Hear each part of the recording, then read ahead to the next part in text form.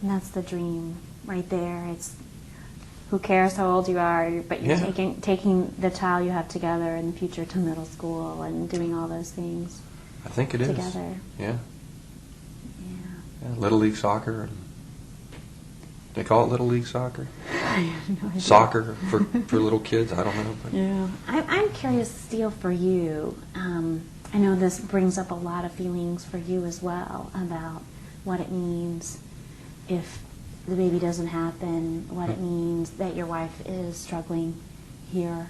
And I wondered if there's more on your heart that you would like to share with Kelly about what this has been like for you going through this.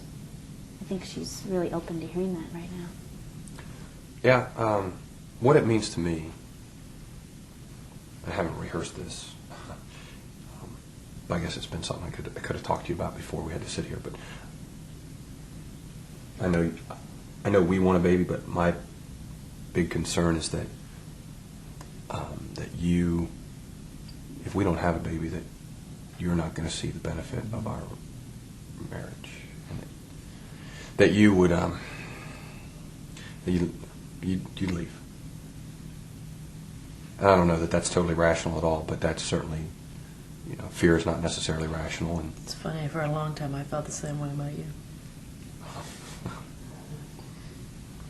No, we could have avoided this.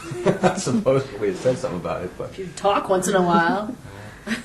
What's that like for you to share that with Kelly? Because you said that you really haven't shared that before with her.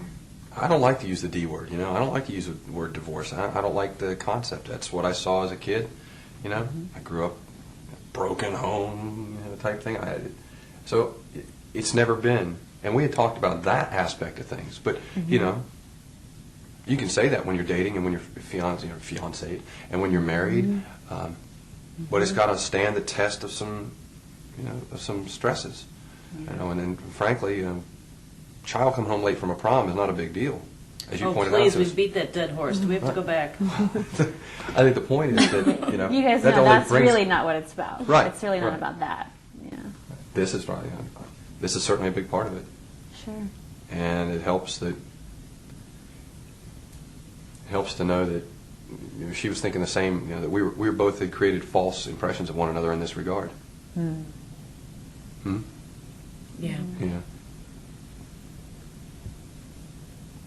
So there's some fear on both of your sides that the dream of being together when you're 55 and or in 15 years raising a child together and all of that. Oh man, do I want to do the prom thing again?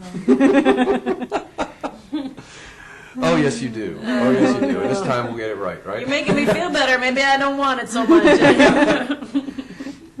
I noticed a real change in mood all of a sudden. What happened? I think I just pictured the prom thing 15 years from now. Me too. And how I'm going to be like, look, honey, you're coming in the house at 10. Is 10 okay, dear? Chasing her down from our wheelchair. Right. What did she say? 10? What? I don't know. Yeah. We won't be that much older. 15 years older. 15 years? 16? I don't feel 15 years older now. But when you guys talk together about this dream together, I can understand why it's such a thing that holds you together and is underlying. And the thought of a piece of it not being there, not being able to have a child, having to mourn that and go through that is very scary, maybe even threatening to both of you. Threatening? Is it threatening? Not to disagree with you. Threatening? I don't. It's not we threatening. We can disagree with it. Yeah, it's not threatening. We're certainly after hearing her say what she said, it's not so threatening. Okay. So when you feel like you really understand each other, you have this sense like, okay, maybe I'm not losing this. Oh. Yeah. You guys have worked hard to do that.